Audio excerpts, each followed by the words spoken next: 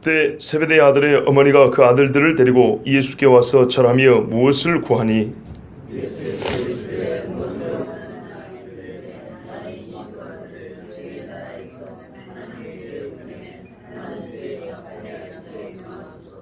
예수께서 대답하여 이르시되 너희는 너희가 구하는 것을 알지 못하는도다. 내가 마시려는 잔을 너희가 마실 수 있느냐? 그들이 말하되 할 수 있나이다.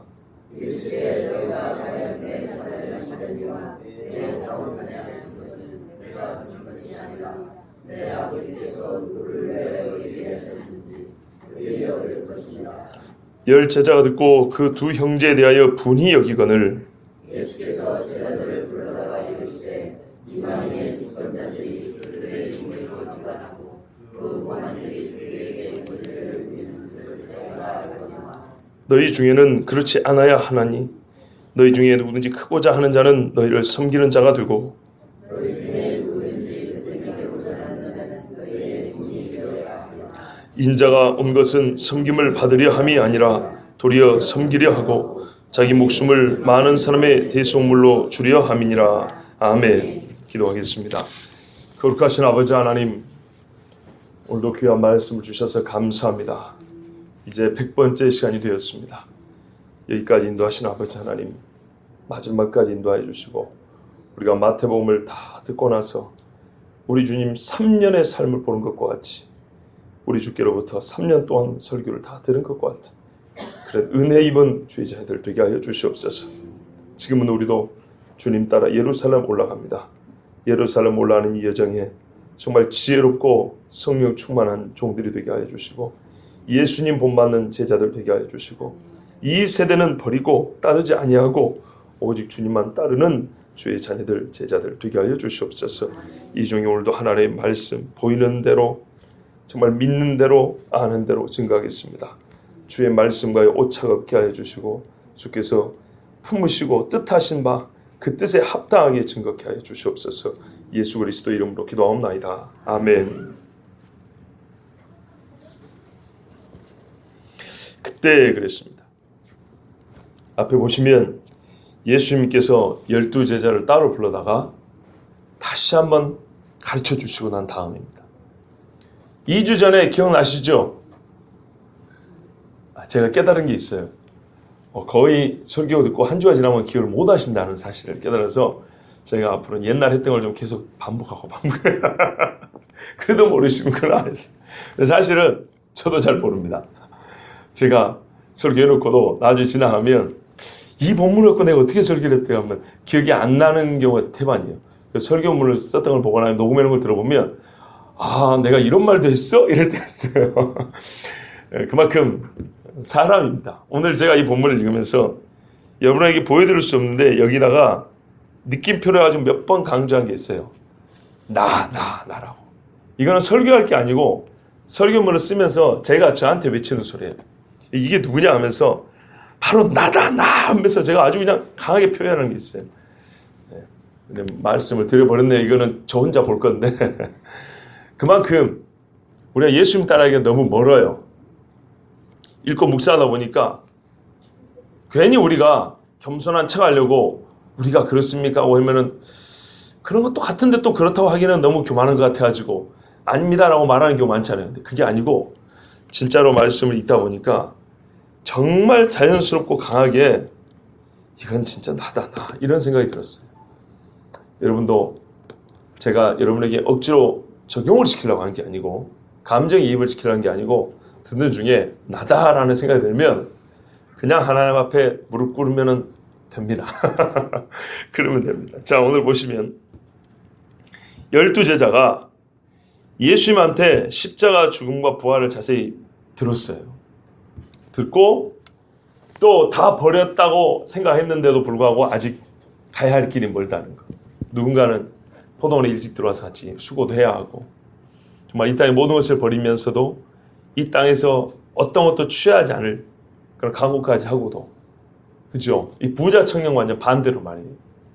그렇게 천국 백성의 자세를 가지고 정신을 가지고 예수님을 따라야 된다는 얘기를 우리가 제 생각은 한 3시간, 4시간 이렇게 들은 것 같아요. 자, 그렇게 들었는데 그때 바로 이 요약이 아직 안 끝났을 때죠. 거의 이야기가 이제 마무리될 때쯤에 딱 여기서 끝났으면 좋겠는데 또 문제가 이어서 발생했어요.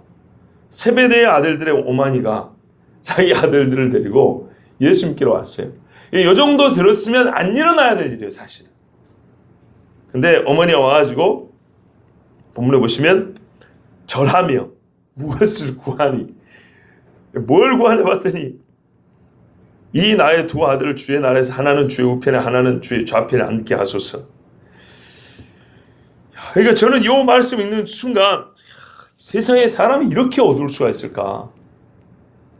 지금 예수님이 한 이야기가 지금 이 주제를 갖고 얘기한 거잖아요. 그죠? 이게 제자의 모습이 아니니까 제자들이 그럴 거예요. 선생님, 그럼 우리는 다 버렸습니다. 무엇을 얻을 수 있겠습니까? 그랬잖아요. 기억나시죠? 부자청이 와서 그러고 하니까 다 버리고 나를 따랐는데 못 버린다 저거 부자가 낙타기를 천국 가는 것은 낙타가 바늘기 통하는 것보다 어렵다. 그러니까 제자들 가지고 그러면 누가 구원 얻겠습니까? 하면서 하나님은 다 하실 수 있는 일 할 때 우리는 다 버리고 왔는데 막 우리는 뭘 받을까요? 그랬잖아요. 우리는 다 버리고 왔다고요. 그러면서 우리는 무엇을 얻을 수 있사오리까? 제자들이 이렇게 물어보니까 예수님이 긴 설교 시작한 거 아닙니까? 그리고 요 앞에 17절부터 19절까지 해서 진짜 중요한 거는 이거다 하고 이제 얘기를 했단 말이에요. 근데 이 정신을 못 버린 거예요. 어떤 정신이요? 우리는 무엇을 얻을 수 있사오리까를 못 버린 거예요. 그래서 어머니가 이렇게 요구한 거예요. 주의 우편에 주의 좌편에 내 아들 둘이 하나씩 앉혀주소서. 이해되지 않아요? 3년 동안 다 버리고 따랐단 말이에요. 3년 동안 선생님하고 같이 굶고 욕도 얻어먹고 미친놈 소리도 들어가고 거짓 선지자라는 소리도 들어가면서 못 들을 소리 다 들으면서 3년 동안 가사를 내팽개치고 다시 우리 아들 둘이가 따라왔단 말이에요.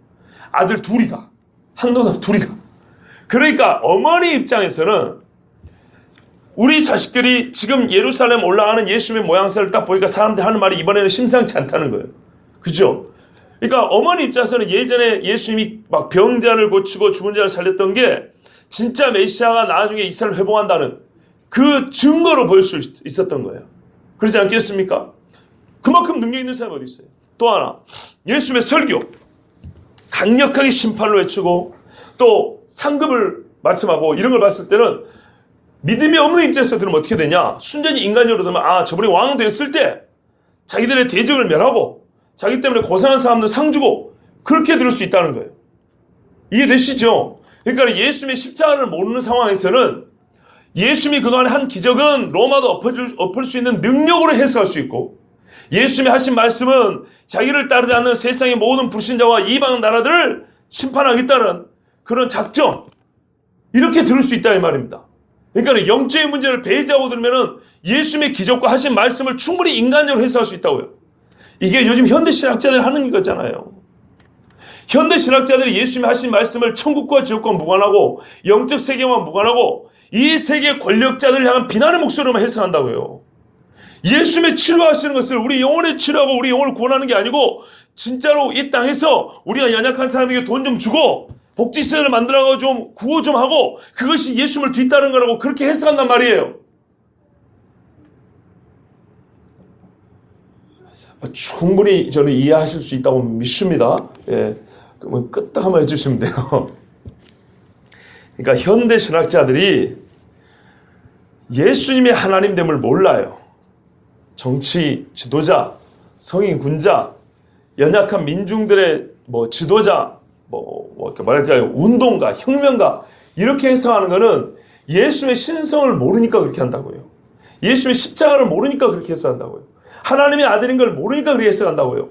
근데 제 말이 무슨 말이냐면 2000년 전에 이 어머니가 와가지고 하나는 우편에 하나는 좌편에 이 소리가 뭐냐면 요즘 21세기나 20세기의 신학자들 현대 소위 말하는 자유주의적 신학자들이 해석하고 똑같이 해석하라 이런 말입니다. 영적으로 무지하면 2000년 전이나 지금이나 똑같이 해석한다고요. 다시 말씀드릴게요. 하나님의 아들로서의 예수님을 모르면 예수님이 죽은 자를 살리는 거하고 오병이어를 행한 거하고 바닷물을 걷는 것은 이것은 대단한 능력이잖아요. 그 능력을 뭐 한다고요? 우리의 영혼을 구원한 게 아니고 로마를 뒤엎는 정도로 생각할 수 있다 이 말이에요. 내가 바닷물 걷는 거 봤지. 근데 내가 로마를 못 얻겠어? 그까짓 거 법이 일도 아니야. 하나님의 아들인 줄 모르면 이번에 예루살렘 여행에서 예수님이 우리가 흔히 말하는 정치인 주단이라고 괜히 나온 게 아니고 하나님의 아들인 줄을 모르면 저는 내 기뻐하는 자라는 아버지의 음성을 모르면 이렇게 생각한다고요. 2000년 전이나 지금은 똑같이. 하나님의 아들인 줄을 모르면 예수님이 하시는 공의로운 말씀들은 이 땅의 소위 가장 정의로운 포청청 같은 심판자가 재판장이 할 수 있는 그런 말 정도로 이해할 수 있다 이 말이에요. 내가 왕이 되면 정확하게 가릴게. 나 때문에 고생한 너희들은 내가 한 자리 주고 나를 무시하고 내 제자들을 괴롭게 한 너희들은 다 내가 감옥에 집어넣어버릴 거야. 그렇게 해석할 수 있다 이 말입니다. 이 땅의 수준에서 해석할 수 있다고요. 뭘 모르면요? 예수님이 하나님의 아들인 줄 모르면. 그러면 세베대의 아들들의 어머니니까 세베대의 부인이죠. 이 분이 요구한 걸 봤을 때 이 부인은 예수님이 하나님의 아들인 걸 압니까 모릅니까? 모른다고요. 몰라요. 그러니까 제가 지금 이 시대를 향해서 이렇게 다시 외치는 거예요. 모른다니까요. 하나님의 아들인 줄 몰라요. 예수님이 이렇게 많은 얘기를 했어요. 이 앞에 제자들이 정신 못 차리니까 집중적으로 얘기를 해줬어요. 저도 그런 설교를 3번, 4번 반복해서 거의 1시간 가까이씩 설교를 했어요. 그런데 거기서 갈릴리에서 따라가던 여인 중에 있었던 예수님의 세 넘버 3 중에 둘입니다. 둘 봐보세요. 베드로, 야고보, 요한 그죠? 예수님의 제자들 위에 1, 2, 3등 중에 2등, 3등이 우리 아들들이에요. 그런데도 그 어머니가 예수님을 이렇게 몰라요. 방금까지 뭔 이야기를 들었는데요. 방금까지 천국 이야기를 들었다고요. 제자됨의 이야기가 먼저 들었다 이 말이에요. 자기 십자가를 지라 소리 들었다 이 말이죠. 그런데 그 옆에 따라가놓고도 몰라요. 자기들 아들들이 어머니에게 똑바로 전달을 안 해줬는지 전달을 해줘도 엄마는 그냥 엄마 식대로 든지 물론 약간 이해가 돼요. 내 새끼들이 이렇게 고생해야 그러면 이번에 예루살렘 한 자리 해야지. 근데 딱 거기까지라고요. 세상에 많은 엄마들이 거기까지라고요. 저희 어머니도 그래요. 죄송하지만 여기 어머니들도 다 그래요. 임원사님 그러셨죠? 정수희 집사님 그러셨죠? 전도사님 그러셨죠? 학원사님 그랬습니까? 그러셨죠? 저희 부모님도 제가 목회한다니까 40대서 하라 그랬어요. 그럼 아직도 신학교도 못 가요. 제가 목회하면서 지금 설교한 게 몇천 번이에요. 몇천 번. 횟수가 벌써 1000단위입니다. 1000단위. 아직 신학교를 못 가요. 40대서 신학교를 갔으면 40 가가지고 한다 하더라도 이게 벌써 잃어버린 12년이 가버리는 거예요. 왜 그럽니까? 제가 가장 존경하는 아버지조차도 아들 하나 있는 거 미련을 못 버리는 거예요.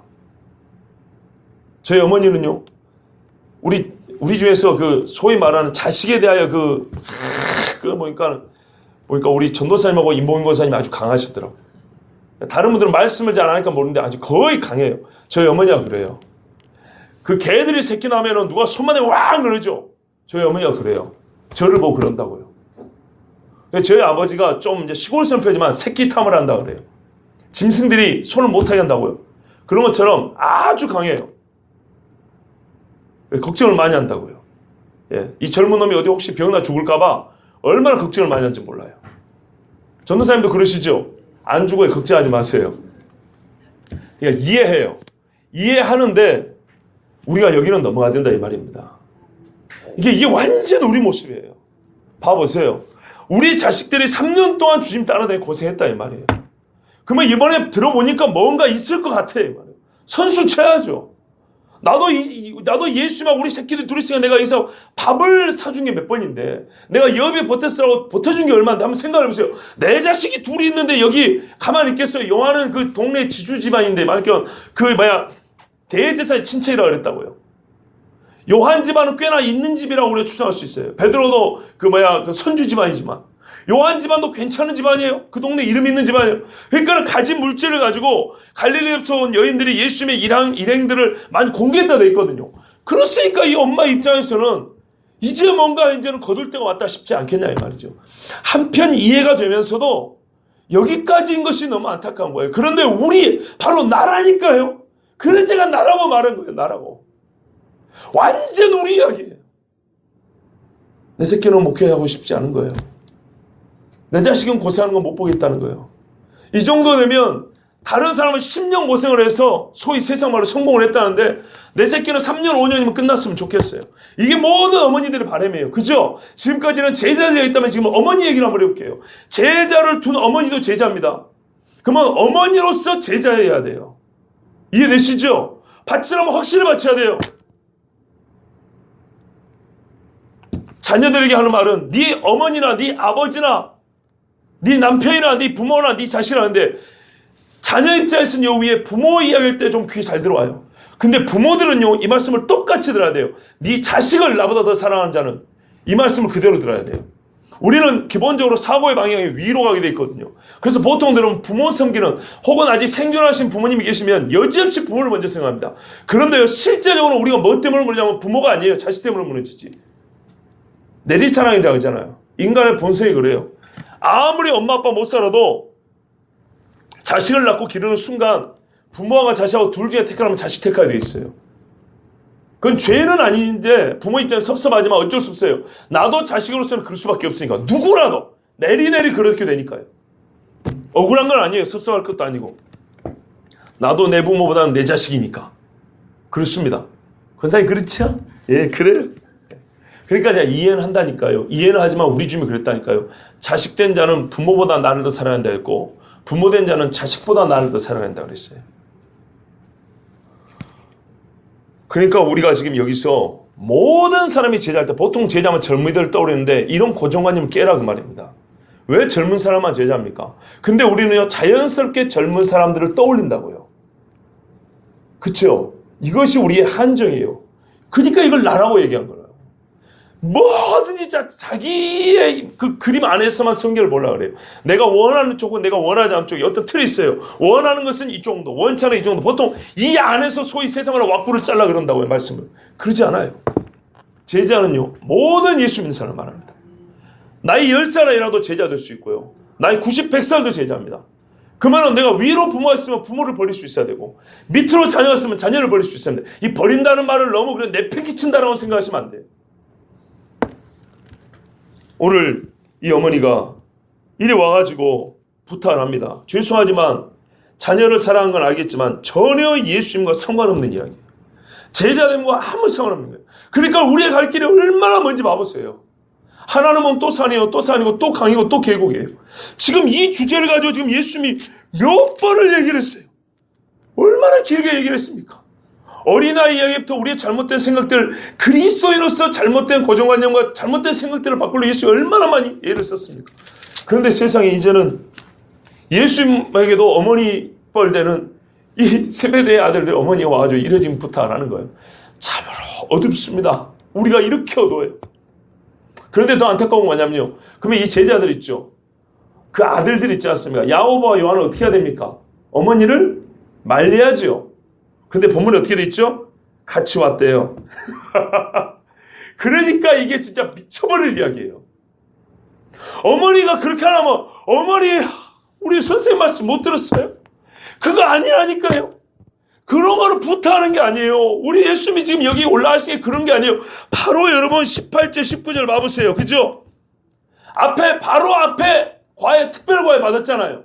그죠? 바로 그때니까 요 이야기가 거의 끝나야 할 이야기라고요. 제자들이 이제 듣고 왔는데 어머니 얘들아 이리 좀 와봐라. 이리 좀 와봐라. 선생님 말씀 듣고 오는데 이리 좀 와봐라.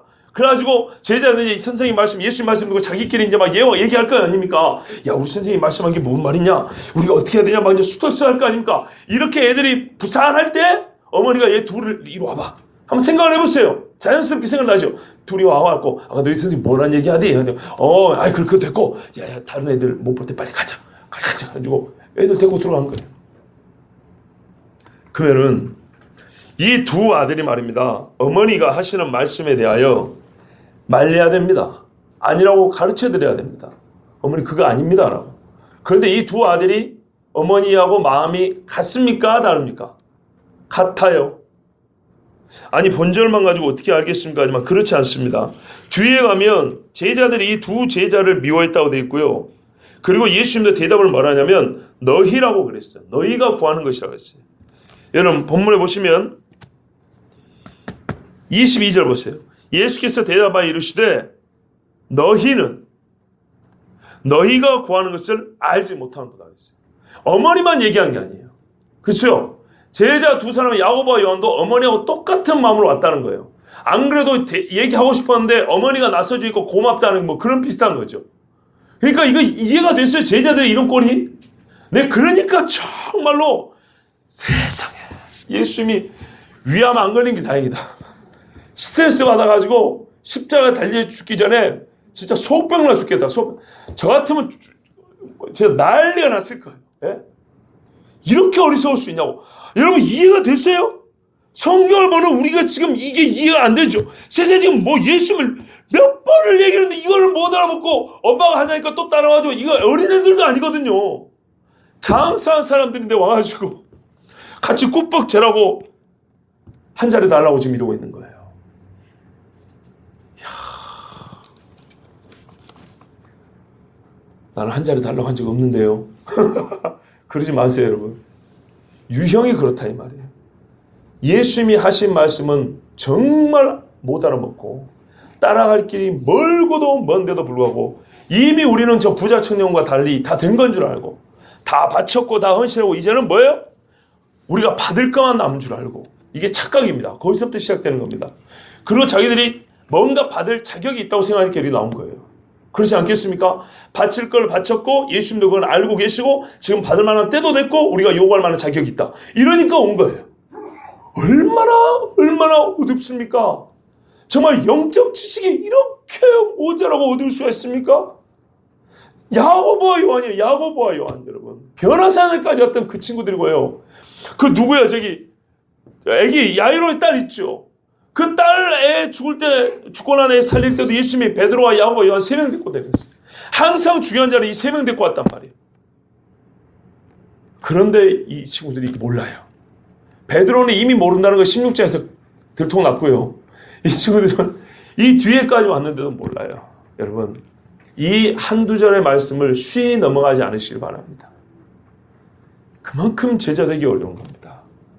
자기 십자가 지기 정말 어려운 겁니다. 여기까지인 거였죠. 여기까지요. 누구도 십자가 지려고 하잖아요. 십자가 전에 보상받고 가고 싶지 십자가까지 가고 싶지 않아요. 한마디로 말하면 그거예요. 십자가까지는 듣고 싶지 않고 십자가까지는 가고 싶지 않아요. 예수님이 대답하셨습니다. 너희 구하는 것을 너희가 알지 못하는도다. 나의 마시는 잔을 너희가 마실 수 있느냐? 저희가 말하되 할 수 있나이다. 이야, 이렇게 자신만만할 수 있을까요?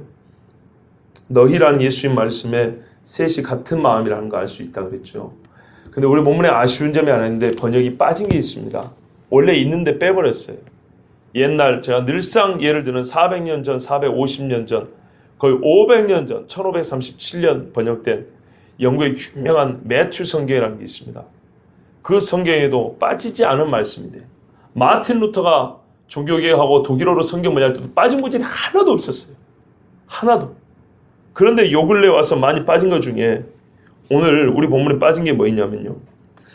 너희가 구하는 것을 너희가 알지 못한다. 그 다음에 나의 마시는 잔을 너희가 마실 수 있느냐. 그 다음에 하나 있어요. 내가 받는 세례 또는 침례교는 침례라 그러죠. 내가 받는 세례를 너희가 받을 수 있느냐. 이게 빠졌어요. 그러니까 예수님이 요구한 건 뭐냐면요. 잔과 세례입니다. 잔과 침례라고요. 근데 이 세례 부분을 빼버렸어요. 왜 그러냐면요. 잔은 물론 우리가 십자가의 죽음을 고난을 얘기하죠. 근데 잔까지는 고난 정도로 우리가 생각할 수 있는데요. 세례는 그야말로 그 말 자체가 죽음이에요. 죽음은 빼버렸어요. 잔은 고난을 겪고 죽음을 우리가 이어서 생각할 수 있지 않습니까? 그러나 보통 잔을 얘기할 때는 예수님이 살아계실 때 겟세마네 동산에서 기도하실 때를 보통 많이 떠올립니다. 우리의 머릿속에 떠오르는 이미지는 예수님의 생전의 이미지예요. 고통스럽지만 생전의 이미지예요. 근데 세례는 말 그대로 물속에 쿵 담가버리기 때문에 그 자체 세례 이꼴 죽음이라는 뜻입니다. 이 죽음까지를 얘기하는데 여기를 빼버린 거예요. 갈수록 성경이 이렇게 무뎌집니다. 약화됩니다. 그러니까 예수의 말씀이 이런 말입니다. 내가 마실 잔을 너희가 마실 수 있느냐? 나를 잠기게 하는 그 세례를 너희가 같이 세례 받을 수 있겠느냐? 이렇게 두 가지로 물어본 거예요. 여러분, 우리가 잘 아시다시피 예수님께서 겟세마네 동산에서 아버지가 할 수 있거든 이 잔을 내게서 옮기시옵소서 그랬죠. 잔에 대해서는 너무나 잘 아십니다. 근데 세례는요, 우리가 로마서에 읽으신 대로 6장 3절에서 6절까지 반복하여 이 세례라는 주제 하나 갖고 얘기를 합니다. 거기에 보면 이렇게 되어 있습니다. 무릇 그리스도 예수 앞하여 세례를 받은 우리는, 예수 앞에 세례를 받았죠? 이건 곧 무슨 말이냐? 우리는 그의 죽으심과 합하여 세례를 받은 줄 알지 못하냐. 그의 죽으심이라는 얘기였어요. 그 다음 좀 이따 보면 우리가 그의 죽으심과 합하여 세례를 받음으로, 진짜 세례는 죽었다 그런 말이에요. 그와 함께 장사되었나니, 여기까지가 세례가 의미하는 거예요. 저 뒤에 가면 또 뭐냐면, 만일 우리가 그의 죽으심과 같은 모양으로 연합한 자가 되었다면 우리 옛사람이 예수와 함께 십자가에 못 박혔다 이렇게 돼 있어요. 그러니까 세례, 죽음, 장사, 못 박힘. 봐보세요. 세례를 떼면 어떻게 돼요? 세례를 떼면 죽음, 못 박힘, 장사. 세례 하나 가지고 죽음, 세례, 못 박힘, 세례, 장사 이렇게 해놨다고요. 그러면 세례는 영락없이 뭐예요? 죽었다 이 말이에요. 죽음이에요. 자기 십자가를 지고 나를 따르는 것은 예수님처럼 예수님을 위하여 죽는 것까지예요. 근데 이 부분을 빼고 해석을 해놨어요. 번역을 해놨어요. 매우 잘못된 겁니다.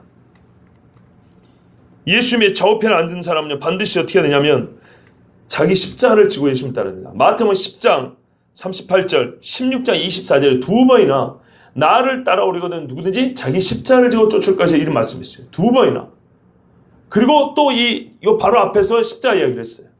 그러니까 거의 세 번 이야기를 했단 말이에요. 기록된 것만 세 번이에요. 그러면 이 사람들 충분히 알아먹어야 되는데 못 알아먹은 거예요. 그러면서 예수님이 너희가 내가 마시는 잔을 마시고 내가 받는 세례를 받을 수 있냐 하니까 이 사람들은 솔직히 말해서 아직까지 잘 모르면서도 할 수 있다 그랬어요. 그들이 말하는, 그들이 생각하는 잔과 세례가 어느 정도인지 짐작이 됩니다. 예수님의 뜻하는 것하고는 다른 뜻으로 자기들은 받아들였다는 얘기예요. 그래 할 수 있다 그랬어요. 그런데요, 우리가 성경을 보면 성경의 좌우편에 앉는 것은 거의 순교자들이 받는 복입니다. 왜냐하면 요한계시록 20장 4절에 또 내가 보좌들을 보니 거기 앉은 자들이 있어 심판하는 권세를 받았더라. 예수님이 제자들 보고 너희가 12보좌에 앉아 심판한다 그랬지 않습니까? 우리 앞에 본 말씀입니다. 또 내가 보니 예수의 증거와 하나님의 말씀을 인하여 목배임을 받은 자의 영혼들과 또 짐승과 그의 우상에 경배하지도 아니하고 이마와 손에 그의 표를 받지도 아니한 자들이 살아서 그리스도와 더불어 1000년 동안 왕노를 한다 돼 있어요. 목배임 받은 자들, 끝까지 적그리스도에게 대항하고 믿음을 지켰던 자들 이렇게 돼 있어요. 그러니까는 거의 순교자라고 보는 게 맞습니다. 그러니까 예수님이 지금 하신 말씀은 너희가 나를 위하여 죽어야 한다는 얘기입니다. 그거 할 수 있겠냐 이렇게 물어봤어요. 할 수 있으면 어떻게 한다고요? 좌우편에 앉을 수 있다는 얘기죠. 만약 이게 무관한 거라면 괜히 말장난하실 일이 없잖아요. 상관이 있다는 얘기입니다. 근데 요한계시록에 상관이 있더라고요. 자, 이랬는데 이 사람들이 뭐라고 하냐면 할 수 있다 그랬어요. 그러니까 예수님이 하신 말씀이 너희가 과연 내 잔을 마시려니와 빠진 게 있다 그랬죠. 그러면 내 세례를 받을 수 있으려니와 예수님이 인정을 하셨어요. 아니 예수님이 우리가 생각할 때는 아니라 너희는 할 수 없다 이래야 되는데 예수님이 할 수 있다 그랬어요. 너희가 참으로 내 잔을 마시고 나를 잠기게 한 그 세례, 그 물속으로 너희도 들어갈 수 있다 이렇게 말씀하셨어요. 이거 왜 그랬을까요? 이거는 예수님이 부활 후에 그들을 40일 동안 만나시면서 말씀을 전하실 것을 예견하시고 또 성령이 임하여서 그들이 변화될 것을 미리 아셨기 때문에 하신 말씀입니다. 근데 지금 당장 그럴 수 있다는 얘기가 아닙니다. 훗날 그렇게 되긴 될 거라는 거예요. 그러나 지금은요, 예수님 말했어요. 현재 상태는 너희가 알지 못하고 구한다 그랬어요. 모르는 것을 구한다 그랬어요. 그리고 예수님은 내 좌우편에 앉는 것은 나의 줄 것이 아니라 내 아버지께서 누구를 예비하셨는지 그들이 얻는다 그랬어요. 그들이 좌우편에 앉죠.